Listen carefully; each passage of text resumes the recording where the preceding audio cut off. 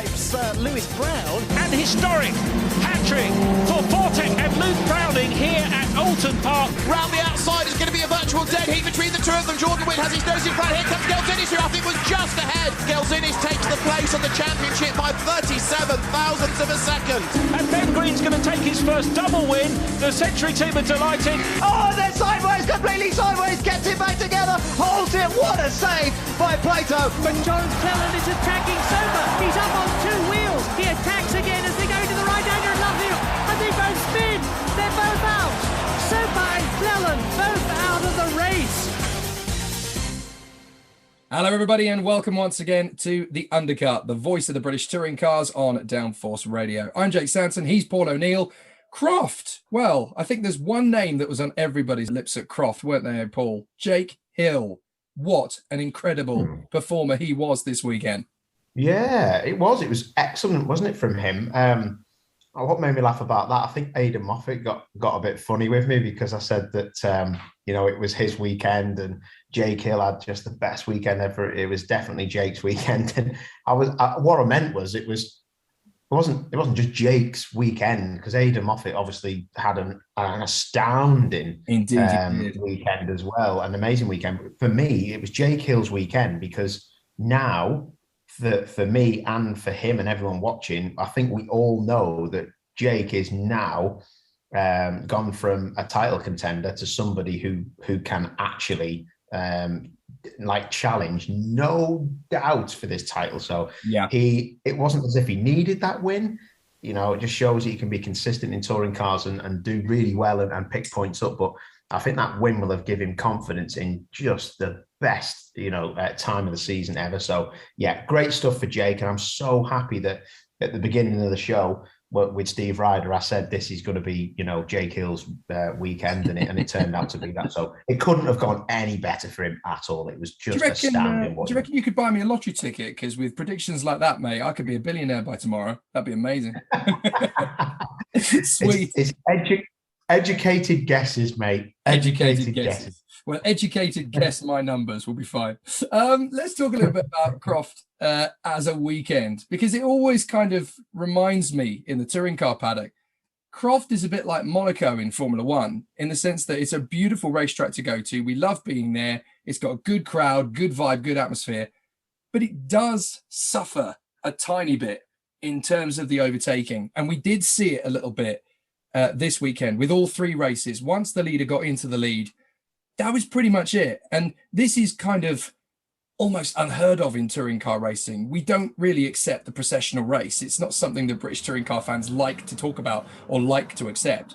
But here we are at Croft, and it kind of didn't really go anywhere once you got through lap one. I think what backed up everything you've just said was watching Ash Sutton in particular struggle to get past people in front of him, Gordon Shedden most notably. So yeah, and Croft has always relied on tyre degradation to be an amazing spectacle, which it has been over the years, with its tight, twisty last sector, and medium and high speed corners out the back. So it is a fantastic place. I just loved driving around there. It was amazing. But I've never driven it with the new surface, but what the drivers tell me is that the tyre doesn't go away that quickly. So that causes a problem for the spectators and drivers who want to start passing people, because it takes away that rear wheel drive advantage to a point, because they can hang on to the tyres a bit easier. But yeah, it was a bit weird when I could see the frustration in some of the drivers, especially with Aidan Moffat. He just defended and got the job done really to win the race, which was fantastic in race one. So yeah, it was a bit of processional, wasn't it? Yeah, we were just, you seen cars get on the back of other cars and you were like, game on, this is it. And it just didn't happen. So it was a bit weird. It was a bit of a strange weekend for that. It's the only weekend of the season really that feels a bit like F1 in that respect. You're kind of waiting for the battle to happen and it doesn't really happen. But let's talk about it. Race one, obviously massive for Aidan Moffat. We talk about how good he is, and then he gets an opportunity like this. It was a great pole lap. He really pulled out the stops in qualifying, did a brilliant job to put the machine in pole, and then was able to control a very difficult race. Actually, he had all sorts of pressure from Jake, And Jake had more than one opportunity to get past him, but Aiden is so good at tactical driving. He's really good at placing the car where it needs to be. And that's how he got the job done in race one. It was really, really inspiring to see a guy like Aiden who's really likable. He's got a massive fan base behind him, but he has had moments where it's gone wrong, and he didn't crack under the pressure. He stayed strong, he stayed firm, and he bagged a very worthy win. You know, it's too easy to criticize Aiden, you know, over the year. You know, you've got to realize that he is coupled with one of the best drivers who's ever sat in a touring car, I think, in a long, long time. And, you know, he doesn't really know rear wheel drive. He really doesn't. He come from, you know, junior formula, which were front wheel drive, Fiestas, things like that. So, you know, it does take a while to learn. You can't just jump in things like that and hope for the best. So, and that, I think the Infinity is a special car as well, how it drives when you look at it. So he did just an amazing job. And like you say, to defend from Jake Hill, who I think had the fastest car all weekend. He should have had 2 wins, Jake Hill. But I think it was clever from Aiden, because Aiden knew where he had to defend. And it wasn't like he had to defend with his life. He just had to half defend, because Jake was never in a million years going to jump out of that consistency bubble for an extra few points and smash up the side of Aiden just to get the win. I don't think Jake's that bothered about a win. I mean, all right, he's bothered about a win, but I think he'd rather win the championship or have a proper stab at it. And if he'd have done something like silly down the inside of the hairpin, like Ash Sutton found out last year, then it would have cost him dearly. So yeah, great driving from Aiden, but very clever as well. And just, he's come of age that weekend. He really did come of age. Yeah, absolutely. One of the things that really stood out to me from race one, and from the weekend as a whole, actually, was Senna Proctor. If you actually consider that Senna didn't do the first weekend of this season, if you look at the consistency of his points tally over this 2021 season, he could be a championship contender this year. If he had been there at Thruxton at the start of the year, looking at the points haul that he's had, he's consistently managed to get anywhere between 25 and 35 points a weekend without fail. And if he had just had that foothold in the car from the first round, he could be mixing it with the Ingrams and Josh Cooks and, you know, Colin Turkingtons of this season in terms of points tally. He could be a championship contender. Oh, definitely. And, you know, and it wasn't just the first weekend he missed, in my eyes. He turned up at Snetterton and he actually had a disastrous weekend. He didn't score any points. And the reason for that was, one, he was getting used to the car. It was a late deal. But 2, he had latecomers ballast in the car. And he ended up qualifying really far down and he just couldn't make any headway. So he's basically only going to be doing, in my eyes, 8 rounds, because that Snetterton weekend was a test day. You know, so he has been super consistent. And what I will say on that fact, I mean, it's very, very good. I mean, he's in the top 10 of the championship, which is unbelievable. Fair play. The one thing I will say, though, about him is that he needs to make a decision. Well, he needs to make a decision, but the team have to make it for him, I think, is when they go into these last 2 rounds, he's going to have a say in this title, because Josh Cook is going to need his back. You know, he needs Senna to score points off the other contenders, which he's doing at the minute. But you're seeing it in some of the races. They were battling a bit too hard. I think I've seen Cookie battling harder with Senna than he did with anyone else, which is a bit of a questionable, that for me. I'm not saying Senna should roll over, and neither should anyone else's teammate, but he isn't in the championship battle. So you don't want another situation where I know there was friction with Chris Smiley and Josh Cook a couple of years ago in the same team, and it ended up being the demise of Chris Smiley having to go to another team, because I think the team fell out of favour with him because of whatever happened. So, you know, it is going to be interesting, mate, how that pans out, because it's teammate time now. And look who's up the front, look who's winning the races, look who's making, you know, Ash, you know, look the most normal he's looked. It's Aiden Moffat. So, yeah, and Aiden's his best mate. Very good point. One of the drivers that also really stood out for how things have turned around for him was Rowbottom. Now, Rowbottom had a good season coming into Croft. And this weekend, there's no 2 ways about it, just an absolute nightmare. And from race one, when he got pitched off, it's clear that he's feeling the intensity. He's feeling pressure at the moment. Shedden's getting back together. He's starting to deliver some really strong drives. Dan Rowbottom wants to be the new mainstay at Dynamics. He wants to carry the torch that has essentially been left him by Matt Neal. And this weekend, he looked like he was out of his depth. But of course, we all know that Dan Rowbottom isn't. You know, he's been very strong over the season. He's had good performances.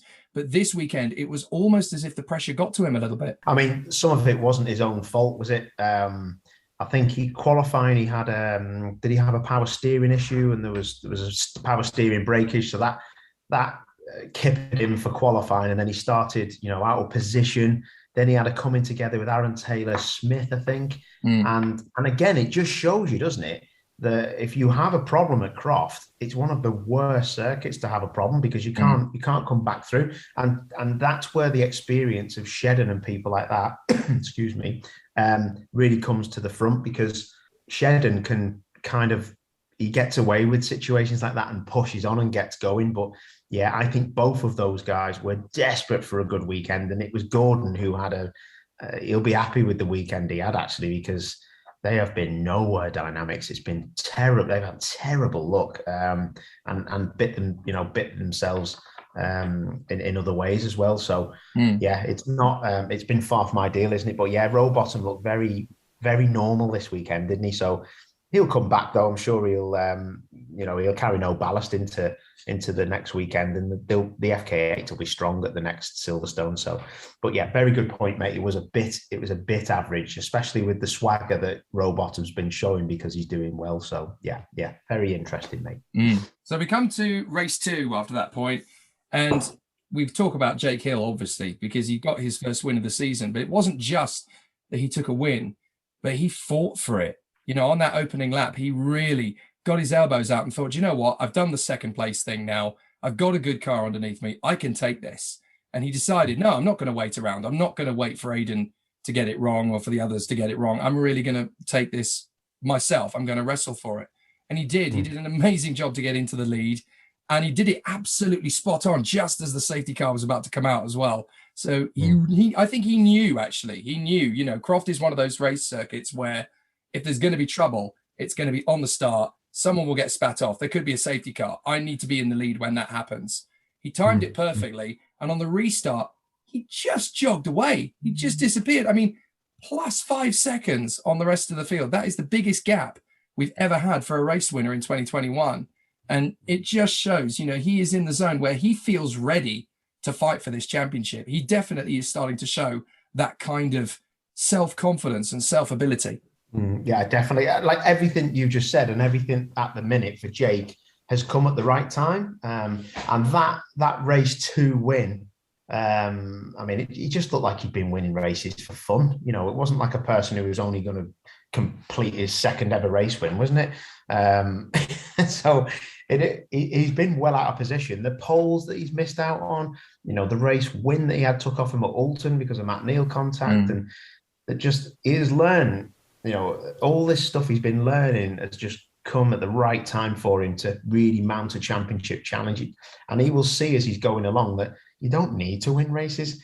But if there is a chance to win one, you've got to get on with it. Because for me, Jake doing what he did, like you said, so quickly and getting on, it was a statement. That was a statement to the rest of the field. I'm here to win this. If I need to put a move on you, I'll put a move on you and I'll crack on. 5 second advantage. I mean, imagine what would have happened if he'd have been stuck behind Aiden again. He had to see in race 1, he didn't need to really pass Aiden. He just needed to get the point. But with Aiden lugging all that weight round, if Jake hadn't got past him, Jake could have been rumbled back down the order, like to 10th or whatever, because it only needs a heavy front wheel drive car around Croft to get nudged somewhere, run wide, and 5 come past you, and then another 4 because you just can't get that momentum back. So it needed to be done. He did it at the right time, and it worked out perfectly for him. And it was again a statement of one of the best drivers in the championship doing the business. Really good. It was phenomenal to see him at his best. One of the interesting points from race 2, Oliphant and Butcher getting into the wars in lap 1. Again, I don't know how much of that is a general frustration from how difficult the weekend was going, or just the nature and complexity of Croft as a circuit? We've already touched on, how difficult it is to overtake, how difficult it is to get yourself into a decent position if qualifying hasn't gone your way. I mean, do we need to read too much into that, or were they just victims of a stereotypical kind of incident that we see on the first lap at Croft? There's two things with that, isn't there? I think one of them, all we've done for the last 10 minutes, 15 minutes is say how good Jake Hill did this weekend. I'm telling you now, free practice was bossed by Butcher. It was. It was bossed by Butcher, and that car would have been phenomenal around there. I honestly think he would have had the same results as either Aiden or Jake if he'd have been up the front. The frustration of having to come from the back with a really fast car and thinking you've got to get the job done straight away is an easy one for us to talk about while we're sat here. Yeah. So a bit of frustration comes into it. And then if you're up against a driver like Oliphant, who is probably himself frustrated because he's had some awful luck this year. I mean, he looked like he was getting back on with things at Thruxton. He had a very strong Thruxton, but it seems to just be going, backwards again, to be honest. It seems to be, he's just in the wrong place at the wrong time. And it's just been an up and down season. And if you catch someone on the hop like that, and you're in the mindset of having to get past them as quick as you can because you've got a really fast car and you've shown you've got a fast car, you've qualified out of position because you've had a problem. And then you come up along someone like, Oliphant that's having a bit of a struggle that weekend and they're desperate as well. It just becomes a bit of a story, doesn't it? And it ends up with two cars having a disaster. So, yeah, it was a bit of a shame to see that, wasn't it? And two good runners out of the race.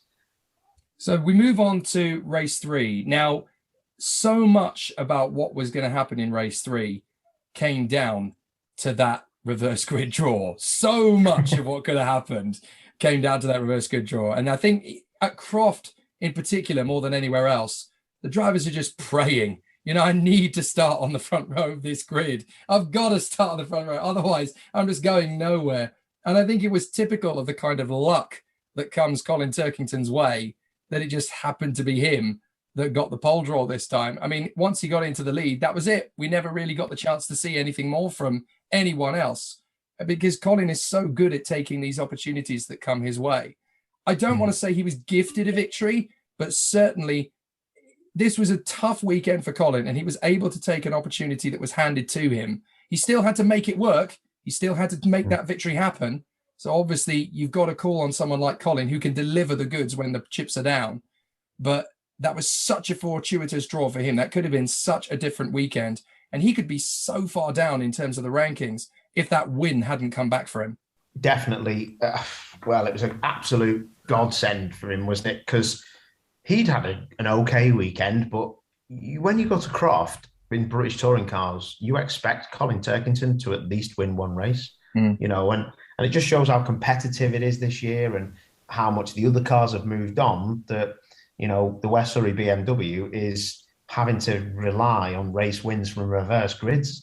That just shows how competitive it is when we've seen that car wipe the floor with the competition when it come in. It's funny. It's funny because you talk about the West Surrey BMW. The West Surrey BMW in touring cars this year actually reminds me a lot of the Mercedes F1 car in Formula One, in the sense that everybody's caught them up. They're not dominating this year anymore. They're not blistering out in front. Red Bull and McLaren and the other teams, they have actually caught up there. It's now a competitive championship. And it's the same in touring cars. You've got this dynamic where Turkington and BMW have had it all their own way with a look in from Sutton for the last 2-3 seasons. And now it's just wide open.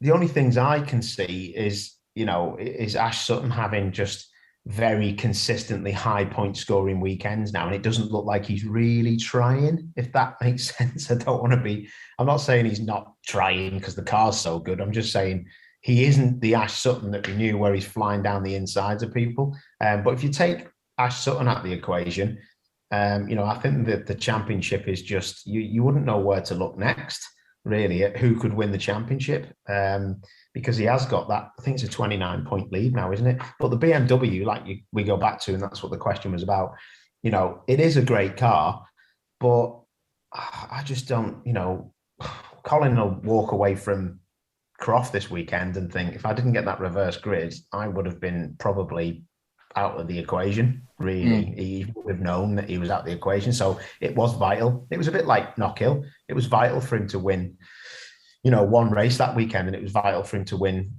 one race weekend here, because you can't have a bad weekend now because it's so tight, and it's gonna get even tighter. And I know that I've said previously that Ash Sutton will win this championship. I put my house on it, and I still will, because I'll never backtrack on a word I've said. But I'll tell you what, mate, Jake Hill, Ash Sutton might have to start overtaking people in 50-50 situations if he's not careful, because I think he's just come out the throttle 20% at the minute and just trying to get this over the line.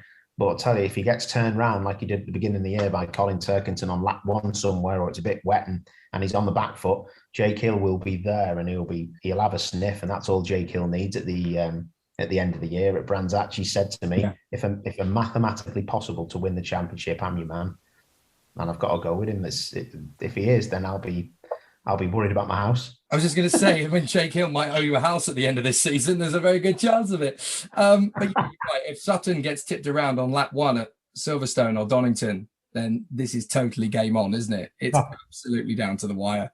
But four people, it's game on for. That's true. Yeah, that's very true.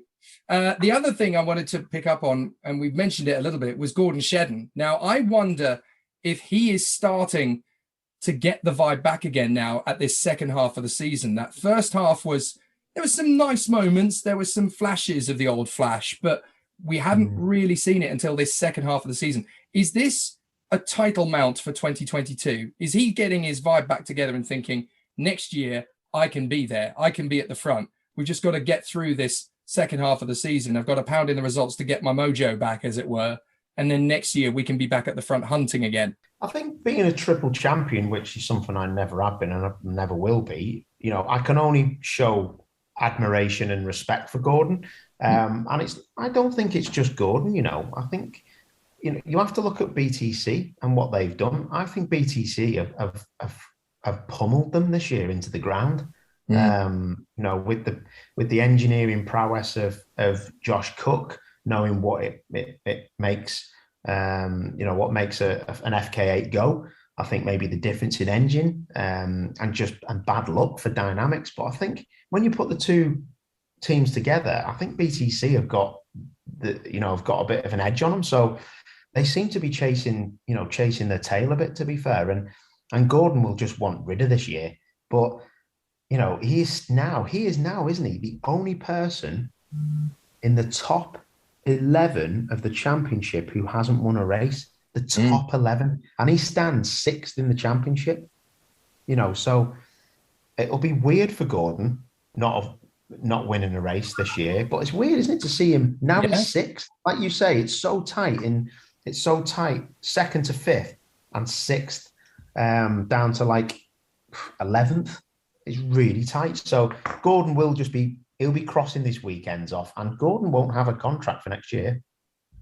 So that's why he's performing. Yeah. This needs to work for Gordon, as well as a lot of other drivers on the grid. There won't be any drivers, that many, with 2-year deals or 3-year deals. So they're going to be fighting for their lives now. And I think you've just seen Gordon just putting his hand up and going, I'm still here. Don't forget about me. And you're right to a certain extent as well, obviously, because we're at that critical point in the championship now. We've got 3 weekends left of 2021, and the battle is going to be on to get a decent seat for next year, because obviously drivers are obviously fighting for their own commercial deals and getting themselves on the grid, but they want to be in a competitive package next year. You've got people like Josh Cook, Aidan Moffat, Rory Butcher, Dan Rowbottom, who want to make sure they've got a competitive race drive in 2021. They want to hunt for the title. So with people like Gordon Shedden having to justify their existence in the sport, trying to fight for their place in the sport, it's critical. They have to make sure in these last 3 weekends they deliver the goods so that they are in the shop window, as it were,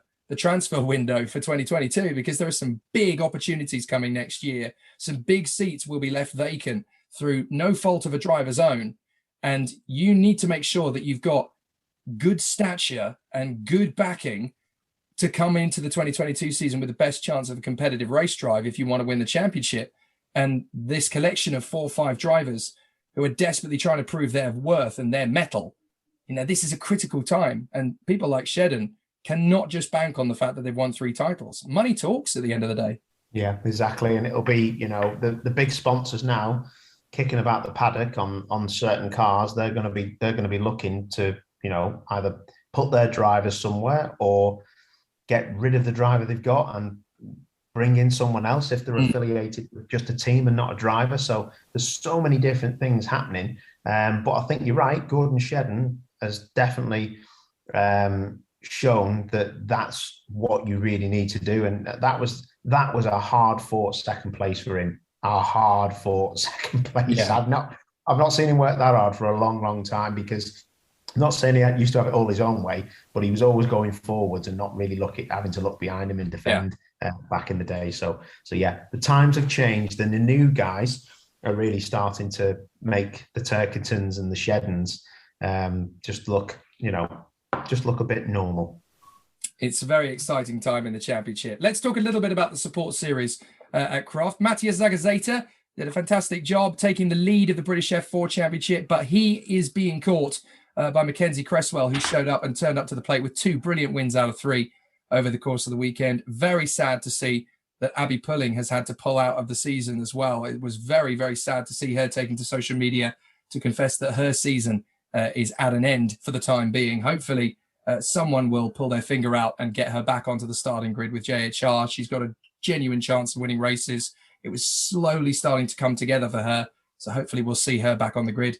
GD4 Super Cup. What a titanic grudge match this is turning into, Paul. I mean, the Smalley versus Hibbert show. This is a proper battle royale between these two now. And I've got a feeling with these last couple of race weekends coming up for them, this could get physical and this could even get personal between these two. They are as quick and as strong and as valiant and resilient as each other. They both have the ability to win this. There's 6 points between them with a handful of races left. Neither of them is going to leave anything on that table. No, I was only talking to Richard John Neal off air, and I've apologised to Tom Hibbert actually on the television, because he's so, for me, I just think he's so under the radar.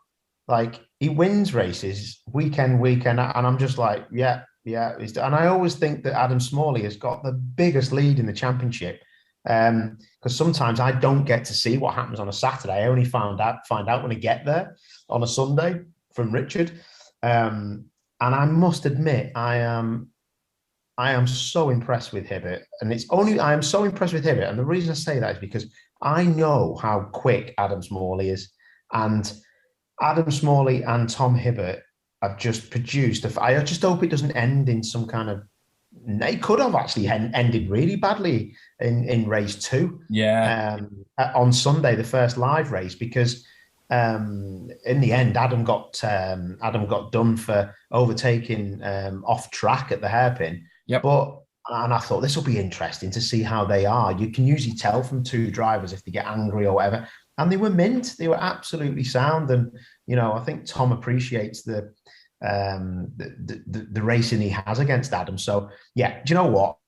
That GT4 championship's been brilliant this year. It's been mega. I've really enjoyed watching it. But it was interesting to see Tom Roche come into it with Hibbert as his teammate, because if that carries on, that's a statement of intent as well, isn't it? I'd be a bit worried if I was Adam Smalley. Not that he's going to smash him out the way, but it's points to take off that person, isn't it? So, absolutely. I think 2 brilliant drivers. Brilliant. They've been great this year. Mate. Yeah, I mean, to use another sporting analogy, the way I've kind of watched Adam Smalley and Tom Hibbert this season, it's interesting that you've mentioned about Hibbert being a bit under the radar. They kind of remind me a little bit of Hurricane Higgins and Steve Davis in the world of snooker. Smalley is like properly flamboyant, Mr. Charisma, has that energy, that vitality around him, a bit of a showman. Hibbert, it's just so calculated, ever the strategist, just gets himself into these positions and just demonstrates that flawless, exemplary nature of a driver in total control. Great to watch them both at it.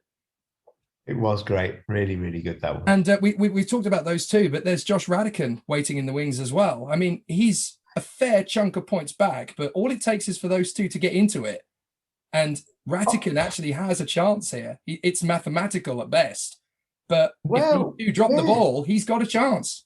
Well, looking at points, you can, you can pull 70, 80, 90 plus points, over a weekend. Yeah. So it only needs, like you say, waiting in the wings. He really is the only person who can wait in the wings, to be fair, Yeah. and pick up. But he is in such a, because all you need is for Rattican to be on pole at Silverstone, and the other two lads, for some weird reason, they don't know, they've got like fourth and fifth on the grid, and one of the guys spins in front of them, takes both of them out, or and that Rattican will that is then game on. And listen, I think we've both been around motorsport long enough to see the most bizarre things happen, and it always seems to happen or looks like it's going to. So there's definitely twist and turn. We can't just talk about Smalley and Hibbert. Oh, absolutely. And I've seen Josh Radican in his karting days. He will dig deep and find something special when the chips are down. So he's definitely not out of this fight. Porsche GB, Dan Kamich, she's finally back at the front in the standings of the Porsche GB. But it's actually been really refreshing in 2021 to see that he has not had this on a silver plate. He has really had to dig deep and find some extra magic. Dan Kamich had Porsches all his own way once upon a time. It was his dominion, his playground. But this year, he's had to really relearn it almost. He's had to kind of dig deep and find it again. And Croft was his first win of the year. How baffling is that to talk about? It was his first win of the year, and he's only just been able to get into the points lead because Lorcan Hannafin and Cian Jewis have been so strong all year. But it's only now that Kamich can finally say, yeah, I'm leading the championship. Isn't it weird? Because I don't commentate on Porsches, but I always watch it, and I never used to watch it. I didn't know who was in it. It's awful to say I didn't care. Harry King last year made me watch Porsche Carrera Cup. Yeah. He made me watch it. I loved it. It was like, what's Harry going to do this weekend? Now, he's not even in the top. I think he's sixth in the championship. Yeah. I'm like, what is going on? I mean, he was the next big thing and still is. He's a great driver. He's had some awful luck, but some of it he's really put on himself. And while Lorcan Hannafin, I hope he doesn't lose the championship because of that tyre stack. I really hope that doesn't happen. But Dan Kamich I watched that race, and it was weird to listen to his interview and him saying, I've never looked through so much data in my life. And it just shows you that someone who was the best Carrera Cup driver in Europe it's a big statement, but he was up there. He was winning a lot of Carrera Cup races, won that Le Mans race with all the other nations there. It was like unbelievable. For him to say he's looking at loads of data now and hasn't left the circuit until silly o'clock, it just shows you how much the game's moved on. And it's typical, actually, of these single-seater kids coming in and doing great things like Jewis and people like that. So yeah, good to see. There's nothing wrong with a bit of healthy competition, and be interesting to see what happens with Lorcan Hannafin, because he has been astounding this year. He really has. Yeah, I've really enjoyed watching him and Cian Jewis actually step out of the world of karting and do their works in cars. And Hannafin just looks like a natural Porsche driver, and he looks like he's been at it for years as well. So nice to see him really crop up and get a pace. GT5 Challenge this season has all been about Josh Steed.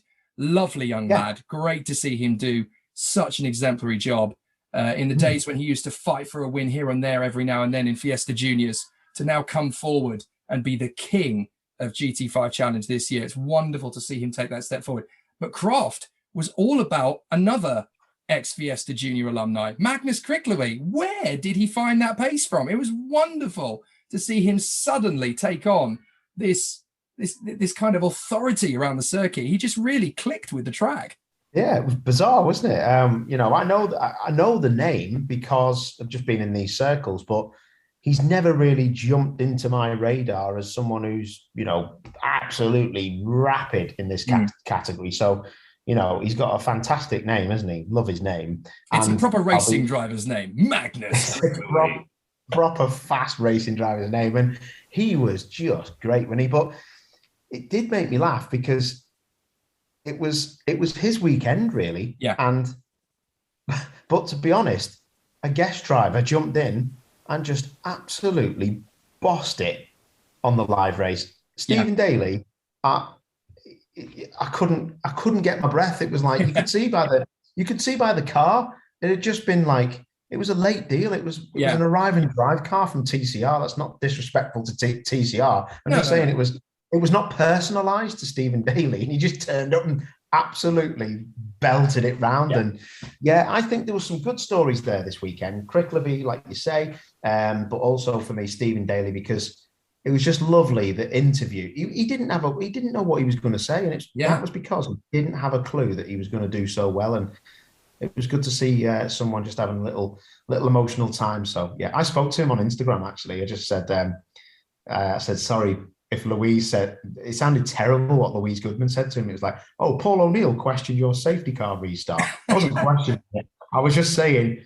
geez, mate, you've backed everyone up a bit too much there. You'd be lucky if you're not defending by the first corner. And in the interview, he was laughing, going, "Yeah, well, I made sure that was my thing I was going to do to create carnage behind me." And I thought, what a weird thing to say. So I messaged him on Instagram. I said, "Well done, mate. Loved your reaction. It was great. Sorry if Louise threw me under the bus. I didn't really mean that restart." And he went, and this is a bit of an exclusive. Yeah. What he said on the telly was absolute rubbish.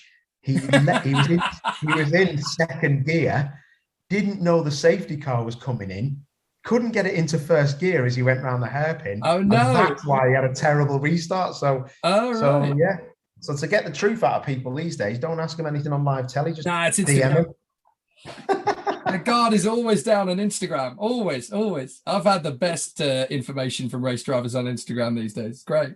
But it's nice for someone like Stephen Daly to take that opportunity and to make something of it with live television as well, because the racing driver in Great Britain is always fighting. It's always a constant fight, and people don't really take this into consideration. You watch the touring cars on a Sunday and you see the drivers in the BTCC, you see them in the support series, and I think it's very easy for the armchair fan to forget that these drivers are slaving Monday to Friday, 9 to 5 at a day job, sometimes 2 or 3 day jobs, to even be on that starting grid in the first place.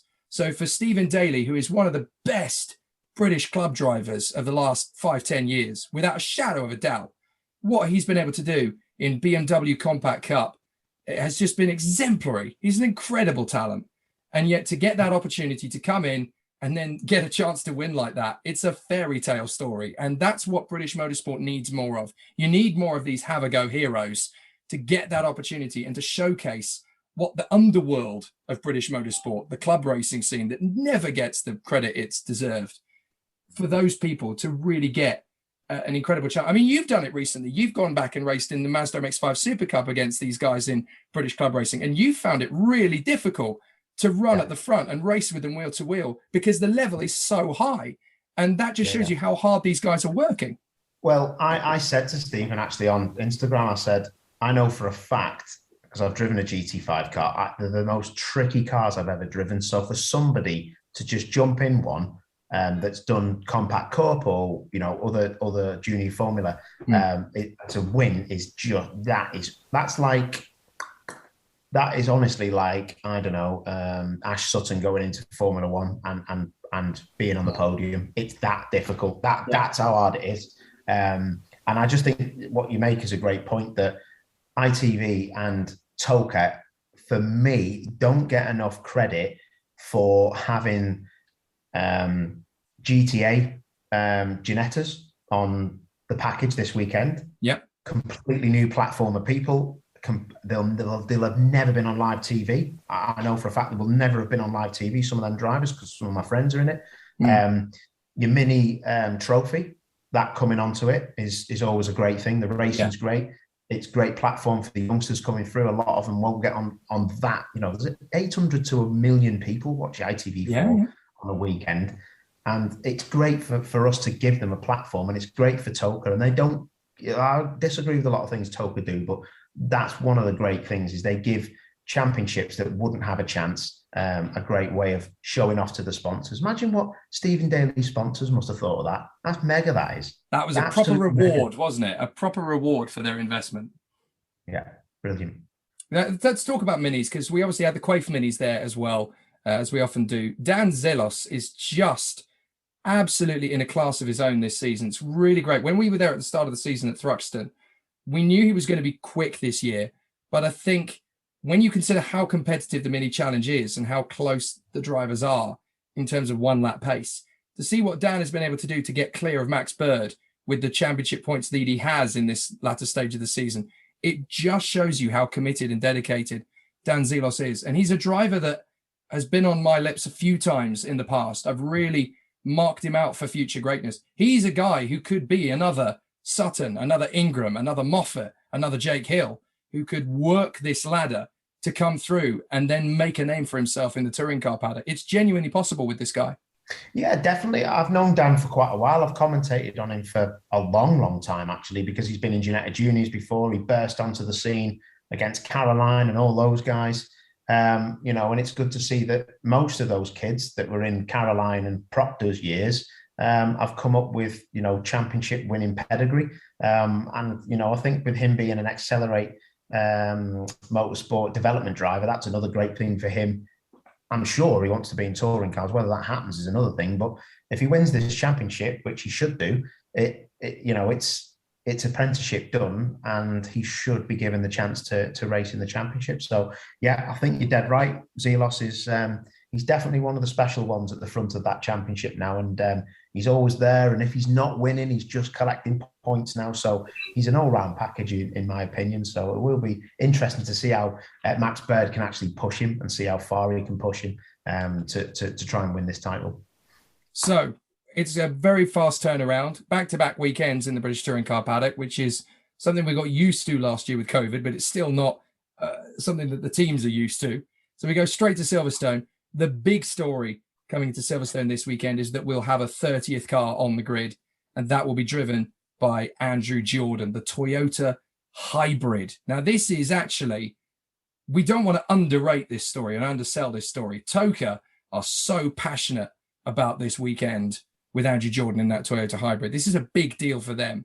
And it's unusual because we never really get a situation like this where a VIP driver comes in for a particular team that TOCA is right behind. I mean, the last time we really had something like this was probably Nigel Mansell, maybe in the late 90s. That's how big this is for TOCA, because this isn't just a former champion coming in and having a weekend with a top manufacturer.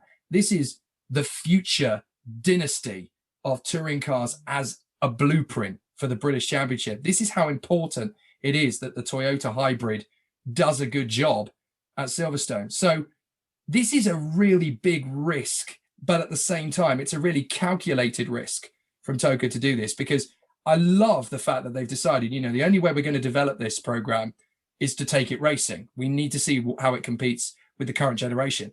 But this is such a double-edged sword. It's a difficult one, this, you know, Jake, because there's a lot going on at the minute. You know, there's championships to be won. You know, there's people battling for their own drives for next year. And to put this car in so late on in the year, and then listen to an Alan Gow interview saying he'll be very disappointed if it isn't on pole, which it doesn't matter if it's on pole or not, because it starts from the pit lane. It'll be an invisible weekend for Andrew Jordan and the TOCA Hybrid, as in it won't score points. But if it does go on pole, then that to me is a bit of an interesting story, because Andrew Jordan isn't going to just sit at the back of the grid after he started from the pit lane, because there might be a safety car, and he's going to go for, if it's that quick, that car, and let me tell you this, they need that car to go fast, because they need teams to invest in this hybrid. It's the biggest step change that British touring cars will have seen since regs went from turbocharged 2 litre to 2 litre, 2 litre normally aspirated. So this is a big step change, and it's not that they're doing it to cut costs. They're doing it because it's a massive environmental, in my opinion, tick box. Let's be honest. It's a no, you're right. It's a push to pass button, but it seemed to be hybrid because it will have batteries, which is cool, and it will be very interesting to see how that car goes, because Andrew Jordan doesn't have that many friends out there anymore. There's only probably Ash Sutton that he still really, really speaks to, because he doesn't really care about the rest of them, let me tell you that. But Andrew is not, he's so, he will look an idiot if he starts firing into people. I'm just saying he might do a few tactical things if he's around people he doesn't really like. Well, this is the thing. I mean, Andrew is a very motivated guy. He's fast in anything you give him. He's had time away. He's had some reflection time. He's really been enjoying his heritage racing in the vintage machines, which has actually sharpened his skills, because it always sharpens your skills. There's no two ways about it. If you spend a decent amount of time in vintage race cars, you are going to be a better driver on the other side of that checkered flag. There's no two ways about that. So he's going to come into this almost as I'd say probably an Andrew Jordan 2.0. He's going to be a different driver compared to what we saw from him last time. And he was quick before. So the fact now that he has had some time to recharge, there's no pressure on him. The pressure is on the package, but if the package is as good as everyone says it's going to be, Andrew's going to be on fire. So this is one of the biggest cameos ever to watch in the British Touring Car Championship, because it has so many ramifications for the future of the sport, whether Andrew Jordan is going to come back into it full time. Because if he likes it enough, if he likes the feeling enough, he'll go, do you know what, Toyota, give me a drive for next year. I'll come back and do it, and I'll win you a championship. So there's so many factors that come into this. Very good point, actually, because, Rory Butcher's not had that great of a year. He's been fast, but, there's mistakes been made. There's, he would have obviously liked to have done better. Sam Smelt, like we spoke about, and I've got to say to Sam, he looked very quick, actually, at Croft. I know I was a bit scathing about the second drivers in factory teams on the last show, but I've got to say Sam looked good. But still, Andrew Jordan is... he's in a different car with a bit more horsepower, a car that's capable of pole position. That car absolutely wiped the floor with Silverstone, I think, in Tom Ingham's hands. Did he have 2 race wins? Yeah. I think last year. So, that just shows you how fast that car will be. So you don't know, do you? It's a Speedworks car, but it's run by, Cosworth and Toka. So yeah, do you know what? That is going to be fascinating. That's a nice little side story to see what's going to go on, because I know a bit about the hybrid and I should know more, but I think it's something that will, because they're going to get rid of ballast and everything when that car comes out, you see. So that car, when it starts in the pit lane and it catches the others up on a safety car, it starts picking people off if it's that fast, and then it starts picking the higher weighted cars up, because I don't know what weight it'll run. It probably won't run any. It'll be there with its push to pass button with its extra power. I can't wait. That could cause carnage. It really could. And the thing is as well, it's Silverstone, plenty of overtaking opportunities. It's not going to be difficult for Jordan to throw one up the inside and get a successful overtaking move done. Several, in fact. So he could end up being the show of the weekend and completely upstage everybody else. If he gets on the podium, I don't think they'll interview him over the weekend, obviously, but yeah, he won't take someone off the podium because he's invisible. But that car will be a show. I'd like to see what ITV have been told about it and see how much coverage it's supposed to get. But yeah, I wish it all the best, because Speedworks are a great team. Andrew Jordan's a great driver, and there's no one else really put in the car, is there? There's, it's someone that's developed the car with Darren Turner, I believe. So yeah, be very, very interesting, because that car is next year and they need to get more development and data off it. So this is the way to do it. And I think fair play. They might be, they could be airing their dirty laundry in public. You never know. But fair play, they're going to take the chance. Absolutely fascinating. So we've got that subplot coming into Silverstone, but we'll leave it with the real story, which of course is that Ash Sutton, we've discussed a little bit at Croft. Not that he's not trying, but he's just banging in points. He doesn't need to push for victories. He's got that cushion. He's got that advantage. Jake Hill has worked this out, that this is his game plan. And 2 or 3 of his other rivals, Ingram, probably Josh Cook, Turkington, they're going to need to showcase something at Silverstone. So can Jake Hill or anyone else actually genuinely catch Ash Sutton? Or was he just taking a little bit of a rest weekend at Croft, and we're going to see the pure firepower from him again at Silverstone? Because this championship is running out of time. These 4 drivers that are trying to catch him, they need to come up with the goods now. Ash had a 37-point weekend, which is pretty special. Yeah, it is. It's a pretty special weekend. I mean, and that looked a very average weekend for him. Josh Cook was on a 38-point weekend, which, again, that is very special. A very, very special weekend. Yeah. And Josh Cook has been let down a few times by technical things, which is unreal. Tom Ingram, and this shows you how good Tom Ingram is, he was nowhere in qualifying on the first race. Nowhere. He still come away with 30 points. That's pretty 30 good. points. Only 7 behind Ash. That is like a proper Houdini-esque weekend. But Jake Hill scored 47 points. So that's 10 more than Ash. Now, if he does that for the next 3 rounds, he's won the title. Yeah. You know, so that just shows you, I mean, and a Focus doing that well around there. And everybody knows how much of a donkey is in that. And I don't mean Jake Hill. I mean the engine in that Focus. That Ford Focus has got a very strong engine. Just because Mount Tune build a great engine. Yeah. That thing will be fast around Silverstone. So Ash, if he's playing games, he better stop playing them because I'm telling you now, Jake could come away from Silverstone and I'm telling you now, he could come away from Silverstone with like 15 points behind if he's not careful. So yeah, but I remember Ash. You remember Ash coming from the back? He come from the middle of the field, I think, with the soft tyre on last year. One of his best drives I've ever seen, actually. So they've got pace, but I'm just excited because Jake now looks like he's got, what has Jake Hill got to lose? Absolutely nothing to lose. And when he gets up with, and I think they're going to be battling, I think Ash and Jake are going to be battling this weekend. I don't know why I think these things, but it usually happens. So it does. Right, so you heard it here first. Tune in this weekend at Silverstone because you're going to see Ash Sutton and Jake Hill bang 7 bells out of each other. Paul O'Neill said it, so we know it's going to happen. Paul, thank you so much. We know we're going to be hearing you on the mic again at Silverstone. It's going to be great to see all the action happen. You guys, thank you very much indeed for listening, and thank you, Paul, for being on the undercut once again, mate. Perfect. Nice one. Thank you, Jake. It's been a pleasure as usual, and let's have it. Let's have this championship. I think it's going to be mint.